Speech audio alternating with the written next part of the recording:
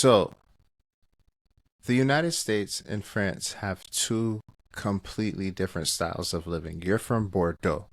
And how would you compare Bordeaux to, let's say, a large city within the United States? Let's not even use that large of a city. Let's just use Orlando, for instance. How would you compare Bordeaux to Orlando? Well, I guess the first thing that comes to mind is really the size of it. So Bordeaux for us is it's a very large city, not necessarily as large as Paris, but it's pretty up there, you know. Orlando, size-wise, is probably about 3 or 4 times the size of Bordeaux. Yeah. Like I think just Orlando is probably what we consider the whole region of Bordeaux, which is called Gironde. So yeah, it's huge, the size difference. Yeah. Now, as far as like the lifestyle, it's not even comparable, not even close. Orlando is very busy. At this point, pretty much anywhere you go in Orlando, it's going to be a similar lifestyle. Everybody's all about work. It's very busy. You don't really have much nature left in Orlando aside from a few like small parks, like city parks. Um, some parts of East Orlando, for example, you'll have some greenery still, but that's because it's all like wetland. You can't Mm-hmm. build on top of that. Right. But Bordeaux, like well, as soon as you get out of the city limits, it's pretty much all country. It's all country. You'll have some very small towns where it's kind of like the old days in a sense. Like you'll have some new constructions here and there, but it's still very much green everywhere. Especially the town where I come from, within Bordeaux, it's called Saint-Aubin, and it's really far out from the city. Like for us driving 35, 40 minutes, that's a big deal. Mm-hmm. You don't do that every day like you will do here because I mean here in Orlando, even time you want to go anywhere, you're driving at least 30 minutes. Right. So, it's very different lifestyle for sure. Nice. Are you familiar with the Jordan Bordeaux? Do they ever talk about those sneakers that's dedicated to the city of Bordeaux? No, I've never heard that. I'm not a big sneakerhead. Yeah, yeah. You should look into them. I feel like you would like them for the most part. Yeah, I'll definitely look into that. It sounds like you miss Bordeaux, France. Do you think that moving back is something that has been on your mind at any point lately, especially with the market uh, in the United States being the way that it's been for real estate? Do you think, as someone who wasn't born in the United States yourself, do you feel that sentiment that you could empathize with someone who maybe wants to leave in hopes for Absolutely. a slower pace? Yeah, absolutely. I've been in Orlando, Florida for like 15 years now. And out of those 15 years, I've probably been exploring leaving for like 6 or 7 years now.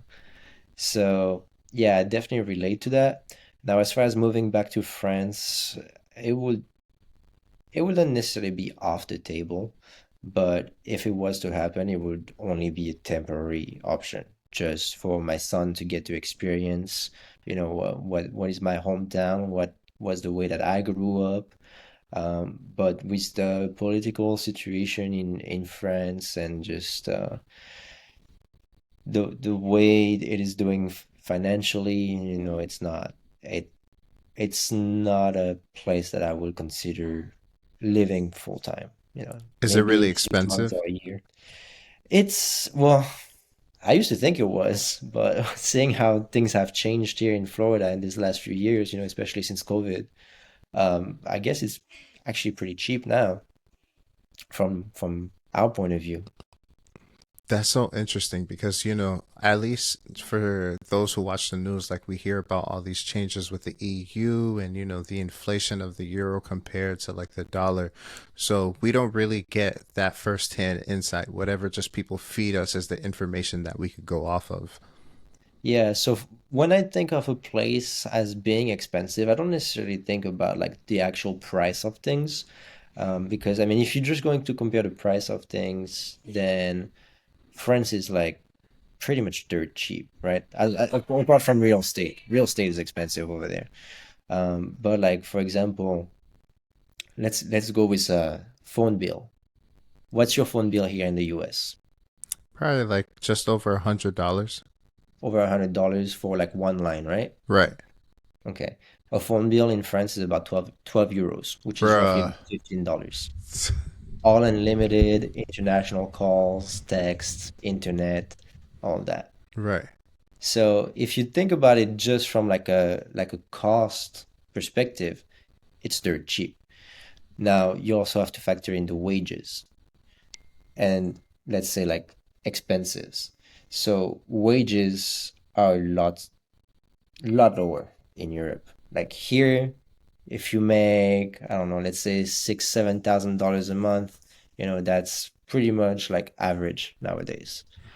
Over there, if you make above 3,500 euros a month, you're like, whoa, dang, you're doing well, You're man. balling. Exactly, You're yeah, playing for PSG. exactly. But then here, rent for a 3-2 is roughly about 2,300, $2,400 a month. Over there, In South Florida, it's like 3,700. yeah, I bet. Yeah, at least I'm in Central Florida. Right. But yeah, in France, well, at least in Bordeaux, where I would know better, you're looking under 1,000 euros every month, like roughly about 900 euros. That's so cheap.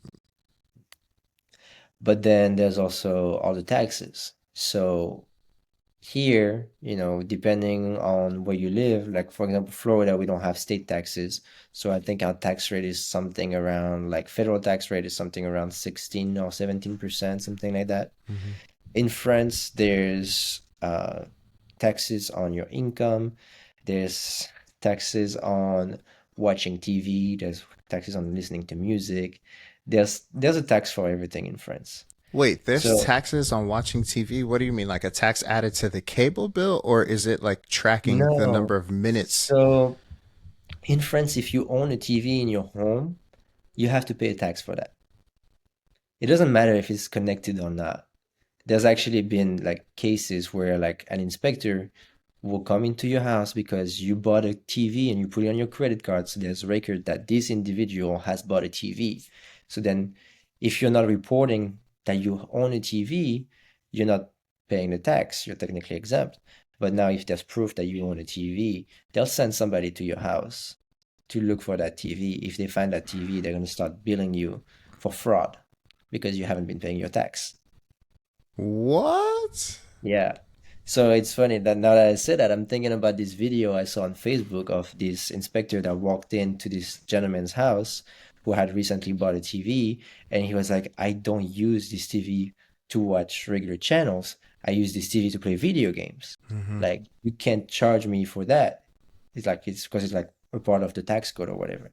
And the guy's like, no, we have no way of proving that you're not using it to watch TV because nowadays with the smart TVs, you get access to free channels and things like that. And the guy ended up losing his mind. He grabbed the TV off his wall and threw it out the balcony. He was like, there you go, no more TV.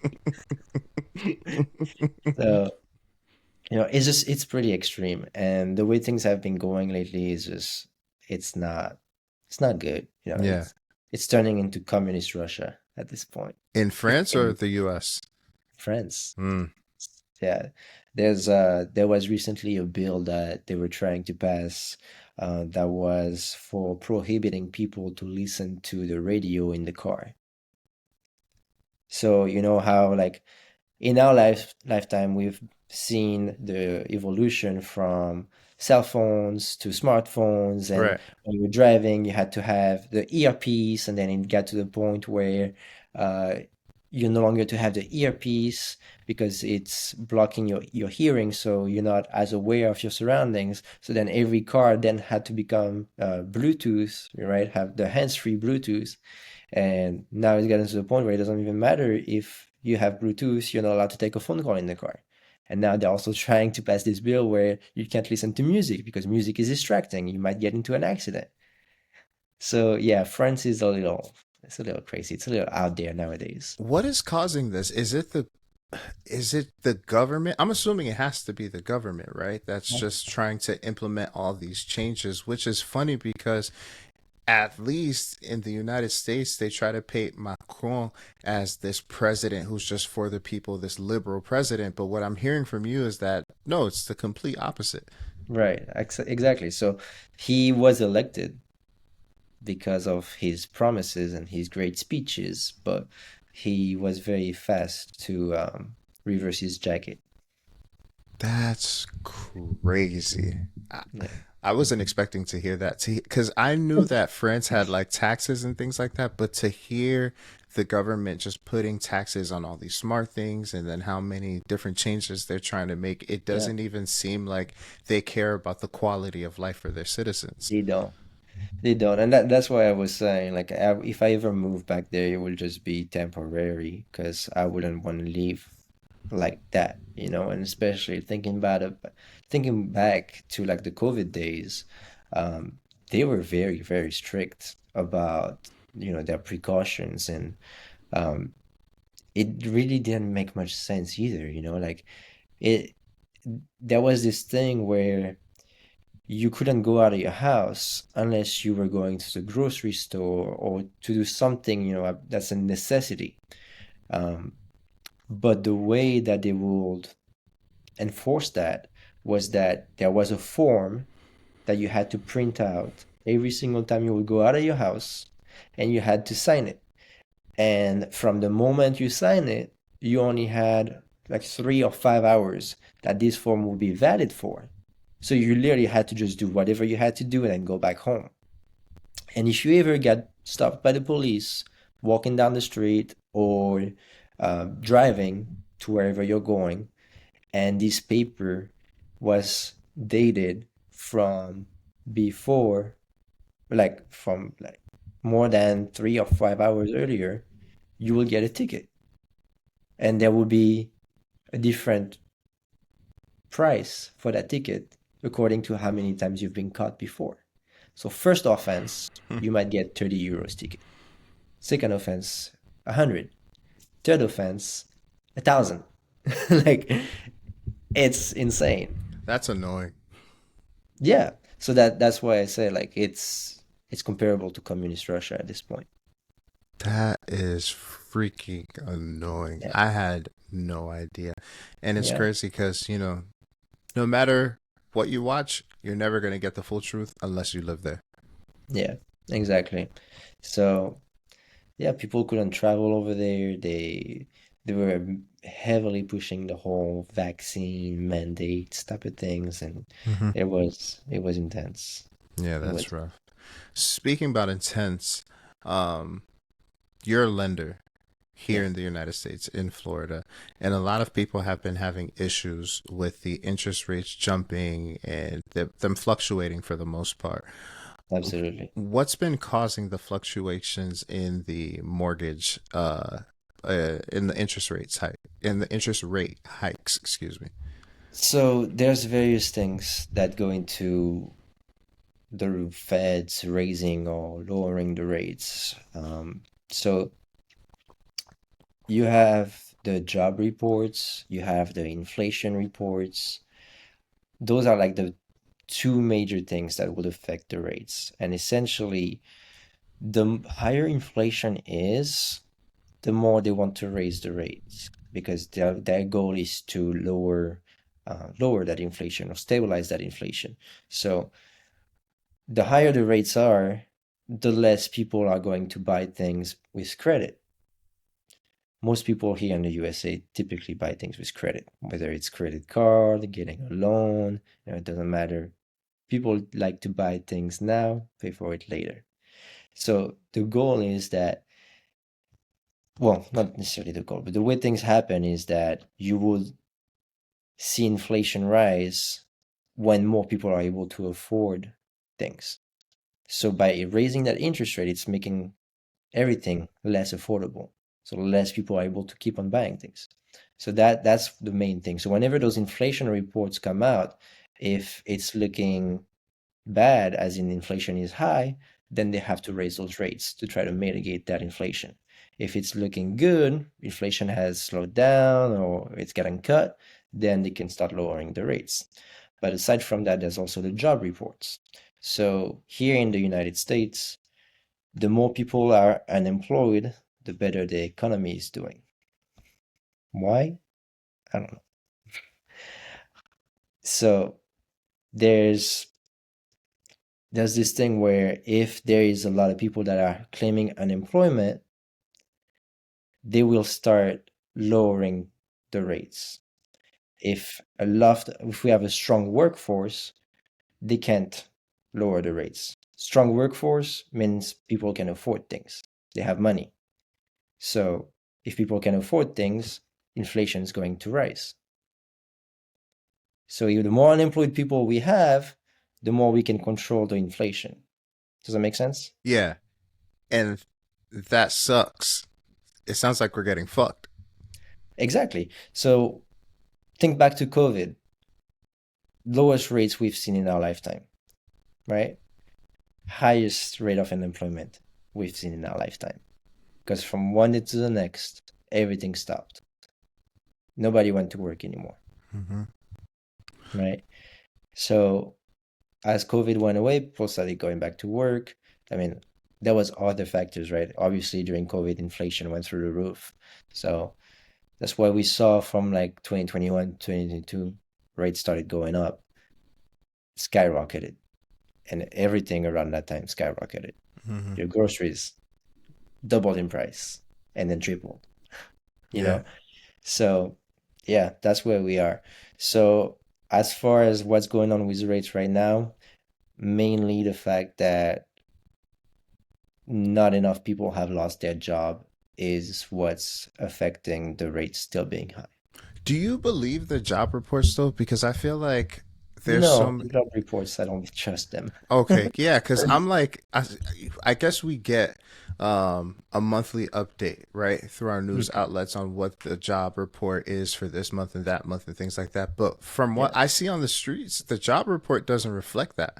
So now yeah, it would make sense from what you're telling me for them to inflate the numbers so that they could keep inflation high. yeah. So I don't know if you've noticed, but there's the job report that comes out, and then usually a few weeks later, sometimes more than just a few weeks, you'll have a revised report that comes out. And those can be drastically different, drastically different. So you'd see a first job report saying that we have, I don't know, 1 million new people unemployed. And then revision comes out 3 weeks later. It turns out, oh, we were wrong. There's only 300,000 people that were unemployed. That's been the biggest thing. But I think one of the things that those job reports don't take into consideration, it's that they only look at the amount of jobs that were dropped. They don't necessarily look at how many people are not working at all, right? And I feel like we're currently in an economy where people are not working just one job. Mm-hmm. How many people do you know that are working two or three jobs right now? Multiple. Yeah, I see it every day with these borrowers, these applications that I get. I've never seen this many people working 2 to 3 jobs. And that's if they're even lucky to have a job. We're talking about the people who Yeah, have jobs. exactly. Mm-hmm. Yeah, yeah, that's so it's a weird time. It's a weird time right now. That is weird as hell. I didn't know that about the job reports and how they correlate with the inflation, where inflation is, whether inflation is going down or up. That's interesting. I had no clue about that. One thing, too, that was interesting as well was right after the election, right? We saw interest rates go down, but mortgage rates go up. What causes that? Say that again? We saw interest rates go down, but mortgage rates went up. Right.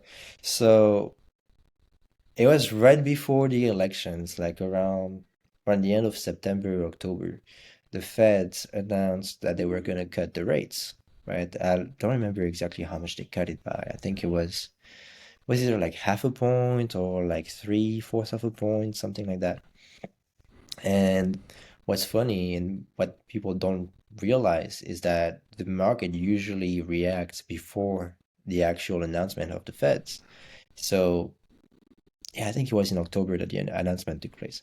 So around September, we actually had the lowest rates that we had seen all year, right? I was quoting some conventional loans in the 5.25% rate, and 2 weeks later, they're back up to 6.5.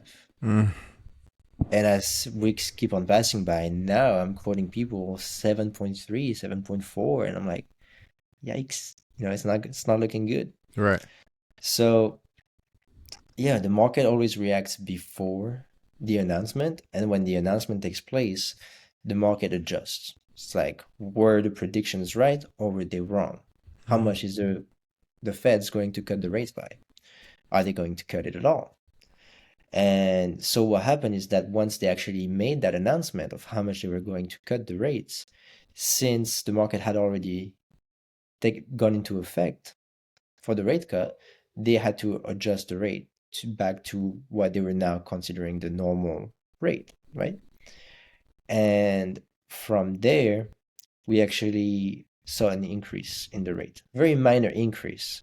But for that week that followed, we were sticking around right about like 5.3, 5.4. And then right around the elections, right around the time the elections happened, rates started going back up. And as the election was announced, Trump is going to be the next president, rates just kept on going up. I don't know exactly why it's doing that. Everybody thought if Trump is going to be the next president, we're going to see lower rates, we're going to see a better market, you know. So, not sure what's going on there. I get so conflicted with that conversation because I hear so many things too, right? Just like what you just said. If Trump gets elected, then rates are going to go down. But then Hmm. I've also heard people say that it doesn't matter who's president, excuse me, it doesn't matter who's the president is, rates still have a chance of going up significantly higher than they are now. I've heard some people even say even between 10 to 15% seems realistic. Do you think that number is realistic? No, I As don't think that number is realistic. I think the statement is correct. mm-hmm, I don't think it really matters who the president is, um, immediately, at least. Over the term of the presidency, most likely, it could have an effect, but it's not necessarily directly related to who the president is. There's always events that can happen that are completely out of control of whoever's in the office, right, right? Like COVID, for example. yeah, you know so there could be, I don't know, some kind of natural disaster that affects everything, war. or a war. Yeah, like, Mm-hmm. hopefully we're done with wars now. We'll see. Uh, But yeah, there's plenty of things that right. that can affect the rates, and I don't think it would be fair to say that, Trump being president will make rates better or worse. But that it's the chatter that was going around. Everybody said if Trump becomes president, rates will go down. Well, he's not in office yet, but it's definitely going the other way around Mm-hmm. Yeah. so far. What are your predictions for the rates for the next year, let's say for 2025? Do you expect them to continue to climb? Do you expect us to see a drop somewhere? What should we expect? Just saying, the way the market has been this last year, I think we're probably just going to be stable. Pretty much where we at right now, I think, is what we're going to be seeing for the next year. We might keep on seeing, that little up and down trend where one day you're 0.5% higher than the next, but I think for the most part, we're going to be pretty much around the same average. Is it like this nationwide for the most part, Yes. or yeah? It's Hmm. not, so it's Yeah. not just Florida that's just dealing with this. I know Florida has like an inventory problem. But you know what? Let's actually take this to Florida really quick because we're both in Florida and we've both seen what's happened with the real estate market in Florida since COVID. We Yeah, had a lot of people migrating from the northern states down here, some from the west, but not as much as the way I like to say it is people from up north came to Florida, people from out west went to Texas, right? And right. so that's kind of slowed down a little bit since COVID, especially obviously because everything's back open in everyone's state for the most part. Um, how do you see Florida's market going right now? I think it's a hot market still. You Mm-hmm. know, properties are definitely sitting in the market for longer than they used to, you know, especially like during COVID, man. You barely had time to finish your listing, it was gone already. Yeah, You know, you will do an open house and before the end of the open house, the listing agent will call and say, "Hey, we have multiple offers." right. You know, um, it's definitely not like that anymore. And I Mm-mm. think the average where I'm at right now for a property to sell is anywhere between 30 to 60 days. So it's a slower market than it was. But I think the main reason for that is just the rates. You know, But I 30 to some 60 days is still kind of good, to be honest with you. yeah, Yeah. no, it's not bad. I mean, if I Mm-hmm. was selling my house and it took 30 to 60 days, I wouldn't be mad at all. It wouldn't. Um, but yeah, it's definitely a slower market than what we have been used to or Right. spoiled with, I should say. Um, but yeah, it's definitely a very hot market still. I'm still talking to lots of people from out of state, you know, especially with how big YouTube has gotten amongst real estate, you know, professionals. It's attracted a lot of people from other states because now we have that extra reach, right? It's not just the flyers that we're sending to certain neighborhoods, getting people to move from one end of the town to another side of town. Now it's like almost it's pretty much global. Like I know a lot of realtors I work with are specialized in getting people from Colombia to Mm-hmm. invest in Florida. Some are specialized in getting people from Canada to invest in Florida. So, yeah, it's a global reach now, and Florida is very attractive to lots of people for many different reasons. Do you think, speaking about international investors, Ron DeSantis has made it a point to kind of slow that down? Do you think that that'll ever slow down for the most part? I mean, it's tough to say. From where I stand, there's so much growth happening. Like, for example, I recently moved from Orlando to Winter Garden. Winter Garden is west of Orlando. It's about half an hour west of Orlando. It's nice over there too. Yes, very, very nice. I love it. Mm-hmm. And I'm like right on the border between Winter Garden and Claremont. And Claremont, for as long as I can remember, has always been very, very country, very laid back, lots of open lands, open fields, and like orange grove plantations. And there was this road about 15 minutes away from my house that used to be like a dirt road, like a dirt clay road, Mm-hmm. and lots of people used to just go run on that road or ride bicycles and things like that. And the only thing that there was to see along that road was a farm. And they still do actually. They still do like, you know, the fall festivals and the come pick your fruit type of thing. And I've been very sad to see that that road is no longer a dirt road. It's paved. It's all paved. And it used to be, you know, the farm on the northern side of the road, and on the southern side of the road, you just had open fields. I don't know if I'm guessing somebody owned it and just never did anything with the land, or Yeah. maybe it was owned by the farm and they just didn't use that part of the land for whatever reason. Well, now you still have the farm on that northern part of the road, but everything south of that road is now developments. Damn. So you used to have nothing, right? Just open space, nothing that you could see, you know, anywhere until the line of trees, and now you can't see anything past a quarter mile because it's Yeah. all houses. And that literally happened in the last year, probably less than the last year. Mm-hmm. So from where I stand, the growth in Florida is not slowing down. And I know we have a county commissioner election coming up, and there's a candidate whose sole purpose for running is to slow down that growth. And I personally think that conserving the green spaces is important. So I think that would be a great idea. Do you think that there's a lot of people within the Orlando or Central Florida community that echo those same sentiments? I think so.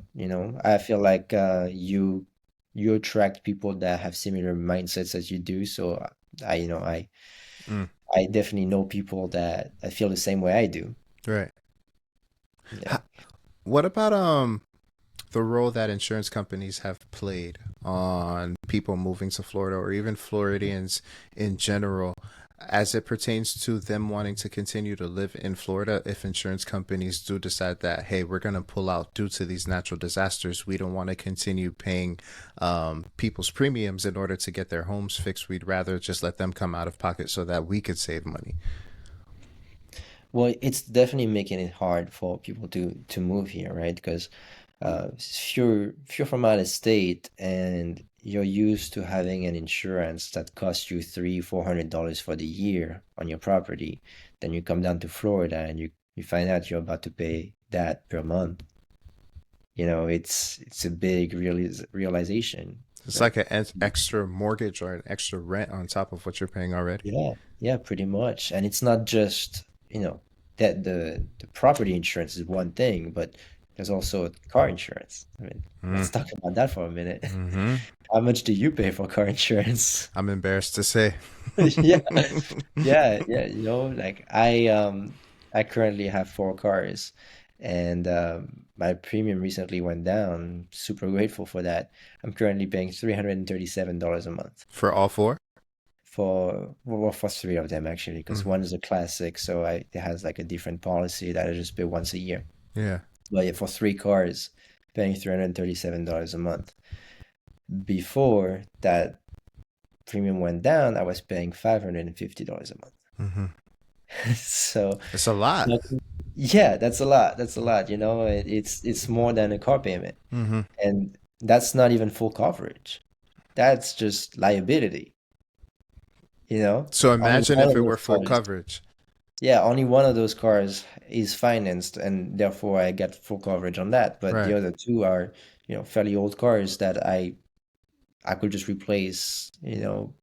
It's cash cars. Right. So I don't have the need to have full coverage on that. But those two cars together are about $180 a month. So you know, it's pretty crazy It's how expensive costly. that is in Florida. Especially talking with people from other states. Like for some time, I was looking at moving to Tennessee, talking to people in Tennessee about what their rates are for car insurance. It got me to apply for it just to see what I would be paying if I was in Tennessee. Hmm. And yeah, for all my cars, minus the classic, I would be paying $97 a month. Oh my gosh. That is nothing. That's an American phone bill. Yeah, pretty much. So, Florida's pretty expensive for lots of different things.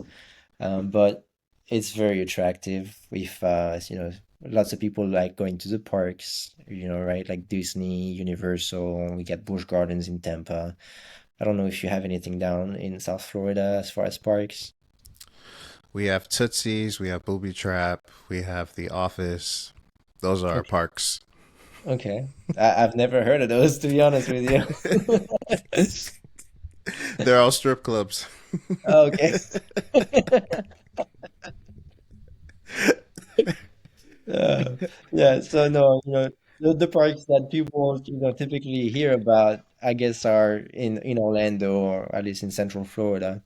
And s- there's people that like to go to the parks every weekend. They Hmm. have the annual pass.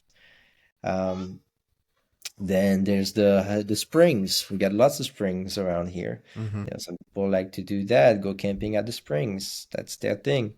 So there's plenty of things that attract people, especially the beaches. There's Sarasota, Siesta Key, Yeah. right? Number one beach in the country. Hmm. Um, that's plenty of pretty places to see here.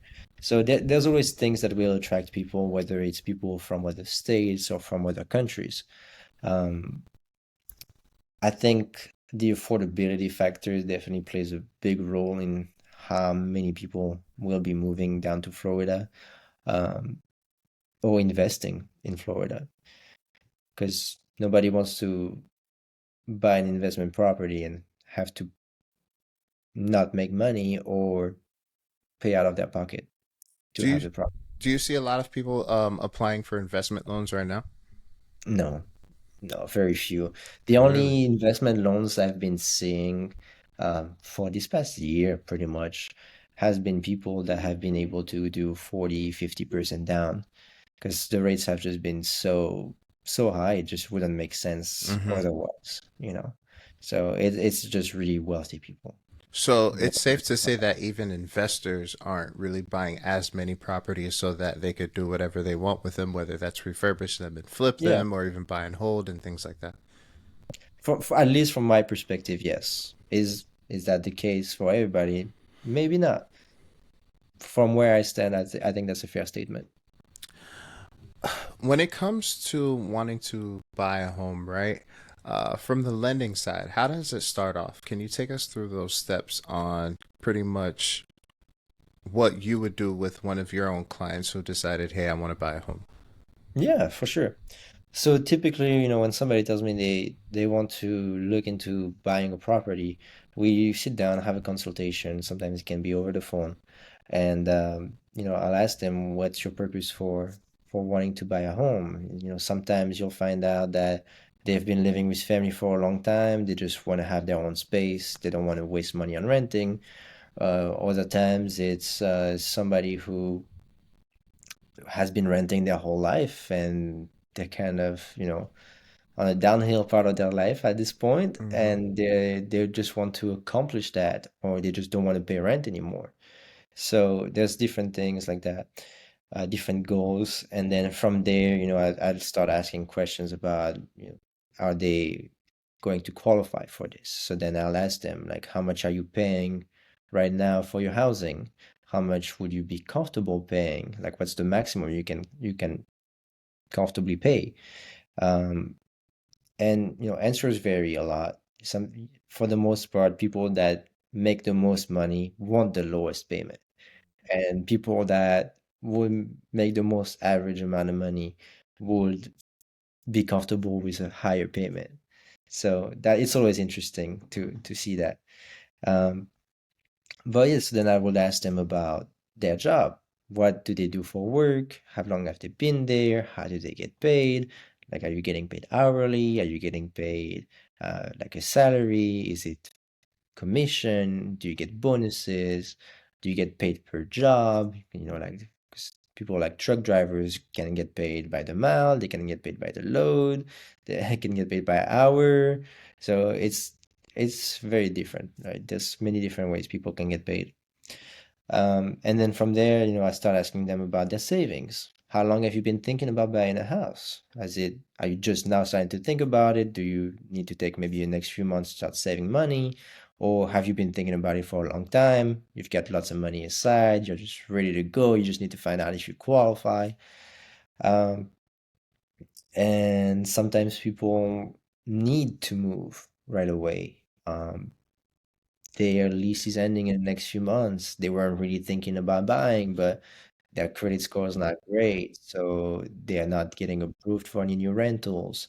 So now it's like, okay, we have the next 3 to 6 months to fix the credit, make sure that it's good enough to qualify, but you also don't have any of savings. So now we need to not just worry about qualifying, but we need to also worry about qualifying for down payment assistance so you can actually get into this house.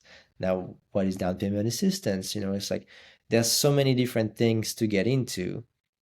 So you just want to find out where these people stand, what their goal is, and just guide them on where they need to go from now. Sometimes I have people that talk to me and they're like, oh, I need to move in the next 30 days. And then I run their credit and they're at a 550. I'm like, I'm sorry, but that's not going to happen. find a way to extend your lease, maybe find somebody to move into, like a family member you can move into the house or whatever. So it's always different scenarios. And I think the biggest thing is just being able to coach people as to what is best for their situation. And I think you and I actually dealt with that with me, right? Yeah, with a few clients. Yeah, Um, it's a few of them. when let's see. So you mentioned that there's times where people come to you and they may not necessarily be qualified to purchase a home. Are there any programs right now available to help out those buyers who may not be as qualified as the most qualified buyers? I know recently we had Florida Hometown Heroes program, and that helped people who fall within a certain salary, or it even helped people in certain professions. But are there any programs available today that people could look into that could help them out just a little bit more? Yeah, so there's different programs available. There's um there's the ones that are accessible wherever you're buying, essentially. So there's like just like the state program, Florida Housing. So that will be the Hometown Heroes. That will be the Florida Bond, the Bond Alternative. Those are not necessarily the most assistance you can receive, but they're available anywhere in the state. You just need to pretty much match their criteria. So you need to have at least a 640 credit score. And then depending on whether we're doing the bond or hometown heroes, there might be like you need to work full time requirement, or your income needs to be below $90,000 or below $130,000. The Hometown Heroes is the most lenient program there is as far as the income limit. It's like $135,000 for that one. So you can make a pretty penny and still qualify for it. But then there's the Florida Bond. That one is pretty low. I think like depending on how big the household, if it's a two-person household or it's three to four people household, the requirement, depending on the counties, is going to change between 90 to $100,000. So still fairly accessible, but definitely a lower income. And that's for the household. That's not for an individual. Like if you have a borrower on the loan and they have a spouse that's not going to be on the loan, but is obviously going to live with them, that spouse's income counts towards that limit. And it's the same with lots of county programs too. So county programs typically they give more money than you would through the state, but they have a lot more requirements, and they're a little bit slower to close. So with the Florida housing program, the underwriter that is closing on the first mortgage also needs to understand the requirements of the state, and they underwrite, like they will approve the loan according to the state's requirements as well as the regular federal mortgage requirements. But when it comes to the county programs, there's somebody within the county that's going to review that loan before it gets funded. So that takes a little bit longer. So after getting the clear to close from the underwriter, you still need to have the county approve the loan. What's the fastest clear to close you've ever received? The fastest clear to close I've Yeah. ever received. Because there's some lenders I see bragging about how fast they've cleared the close, but I'm like, oh, if you only know how fast Enzo could work sometimes, I it makes me refrain from commenting a lot under a lot of people's Instagram posts. Yeah, so when I started in mortgages, I was with Lux Mortgage. That's where when you and I met. Hmm. And that was definitely the fastest company at closing mortgages. I think with them, I got a clear to close in 5 days. Yeah. It was not the first, I was not the first lender to Hmm. take over that loan. They were working with a different lender, and that lender was not able to get the deal to the finish line. Yeah. And the realtor was somebody that I met at an event, and they said, okay, let's try with my lender and see if he can get it done. And so they already had all the inspections done. They already had insurance lined up. They had the appraisal. They had everything. I just had to transfer everything over, get all the new documents from him. And yeah, I mean, within 5 days, got clear to close. Then we still had to wait 3 more days to actually close per the federal regulations.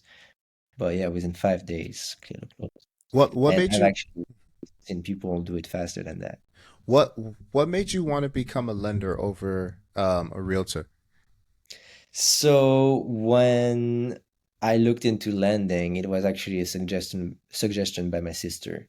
My sister was a realtor for already 2 years by then, 2 or 3 years, and she was working with one of these brokerages that you can like recruit and build your own team and like get revenue share. And she was inviting me to join her team. And when she first started in real estate, we still lived in the same household. So I got to see the struggles that she was going through. Stressful. And yeah, like taking people around to see a bunch of houses, and then, they will just call you one day and be like, hey, I went with somebody else, or Mm-hmm. hey, I don't think I want to buy right now. And, I just thought to myself, like, I don't see myself driving multiple days with somebody that I barely know to show them houses just for them to, let me go and say, well, thanks for your time. Be like, fuck this. Yeah, yeah, pretty Mm-hmm. much. So like I thought, there's no way I'm going to do that. I'm going to lose my mind Mm-hmm. and I'm going to get myself or somebody in trouble. So I was like, I'm going to save you the trouble and I'm not going to join you. Um, but if you have any other suggestions, I'll take it. And then someone from her office went from being a realtor to being a loan officer. And so my sister was like, well, if he can do it, I'm sure you can do it too. And I was like, okay, well, let me talk to him and find out what it took to get there. And when I talked to him, he had just been in it for like 2 months, so he didn't really, have any advice to give me, or anything much to share with me. Just, he was like, I took this test, I passed, now I'm here trying to make it happen. It's like I don't have anything to tell you. So he was like, just talk to my manager, and I'm sure he'll be able to answer any questions you have. So he set me up on a meeting, and I went to talk to the manager, and he was a Cuban guy, Cuban American, very very straightforward type of guy, like no bullshit. And I really appreciated how straightforward he was. I sat down and he wanted to know like where I came from, what I've been up to, like what my experience was as far as like the financial world or real estate. And I was like, well, I come from a culinary background. I've been working in restaurants my whole life. I know nothing about financial world. I know nothing about real estate other than my sister's been a realtor for a couple of years. She's doing great. And she told me that I need to give this a shot. And he was like, well, you know, it's going to be hard. It's going to be lots of work. You're probably going to have to be here in the office 10 to 12 hours a day. You're going to have to get out of your comfort zone. You're not going to be hiding in a kitchen. You're going to be out at events, in the streets, in a bar, in a restaurant, talking to people that you don't know. Try to be their friend and and essentially get them to trust their revenue with you. Because if you mess up at your job, they're not getting paid. Yep. And I was like, wow, okay. And then he looked at me straight in the eyes. He was like, are you ready to not get paid for the next 6 months? I was like, well, that's not the goal. Like, if I come here, I've put in all this work, get this license, and invest in getting this license because it wasn't necessarily cheap for me at the time. It's like I want to get paid pretty quickly. He's like, I'll do my best to help you, but you're gonna be grinding. And don't be surprised if you don't make any income for the next 6 months because this is a commission only job. So I left that office and I went to talk to two other companies. And these two other companies were just blowing smoke up my ass the whole time. Like, oh, this is gonna be so great. We're gonna be teaching you everything. We're gonna introduce you to people. Uh, the only thing is that you're gonna have to get a mentor for the first few months, so you're gonna have to like reduce your commission essentially. And I was like, okay, so you can teach me everything. It's gonna be great. I'm gonna be making lots of money. Doesn't really sound anything like what this other guy was saying. Sounds like the other You guy know? was telling you the truth. Yeah, yeah, yeah. And they just these two other companies, they just didn't feel personable at all. Like everything was over Zoom. Like they didn't really make that much effort. It seemed like those people that whose only job is to recruit, like they Yeah. always tell you how great it is to work with them, but they never tell you anything bad. So I was like, you know what? I think the guy who's telling me that I'm gonna have to work my ass off, he's Mm. probably gonna help me the most. And I'm really glad I did. Yeah. I'm really glad I did because not only was he a great manager and mentor, but the people that were working there with him were able to get me started in the career, and I got to work with some very smart people, and I wouldn't be where I'm here today without them. So you had all that advice when you were just starting out. What Yeah. advice would you give to someone today who was like, Enzo, I want to do what you do? You need to have tough skin. You need to have tough skin. You need to definitely jump out of your comfort zone. That was the biggest thing for me. I've been really shy all my life. I've never filmed myself doing anything. I've never gone and talked to a stranger before. Hmm. I used to hide in my kitchen in a sense, and that, like I lived my life like that. I didn't just work that way. I lived my life that way. And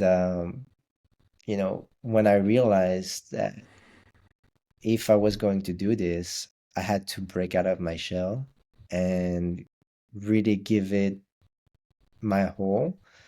That's when I was able to grow not only as a professional but as an individual. And so yeah, stepping out of my comfort zone was the biggest factor there. So stepping out of my comfort zone and just perseverance, because it doesn't happen overnight. Yeah. I was probably one of the lucky ones that was able to take off fast due to many reasons. One, my sister being a realtor and having a team that she was able to send me leads and deals. But because of that, I had the confidence to go out and meet other realtors like you when I met you at this open house, right? Hmm. So that's what I did. I had my sister that would send me her deals, and then from doing her deals well, the people that she worked with started sending me their deals, and then from there I was like, okay, let's go get some more business. So I started doing open houses and meeting new realtors, and they liked how fast I was able to close deals. They liked, how I handled their clients. They liked the feedback that they were getting, and then these realtors will refer me to other realtors, and it's a snowball effect from there. Um, but yeah, the only advice I can give people is just be persistent and definitely step out of your comfort zone. That's the only way to grow in Yeah. this world, whether it's individually or professionally.